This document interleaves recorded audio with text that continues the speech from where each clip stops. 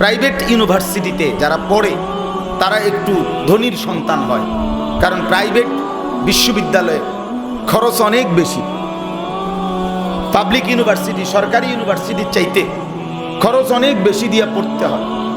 তাহলে প্রাইভেট ইউনিভার্সিটিতে পড়ুয়া ইউনিভার্সিটি লেভেলের ছেলে মেয়ে সামান্য একটু হাসাহাসির জন্য যদি জলজ্জান্ত একটা প্রাইভেট ইউনিভার্সিটির কি বাচ্চা মনে করে নাকি 12 বছরের ছেলে, এমন একটা জলজ্জান্ত সুন্দর ফুটফুটে ছেলেকে যদি নারীর ফাঁদে পড়ে একটা মেয়ের কথায় বিশ্বাস করে একটা সুন্দর ছেলেকে যদি এভাবে কোপায়া দিনে দুপুরে মাইরা ফেলে, হায় হায় আমার সমাজ কোথায়?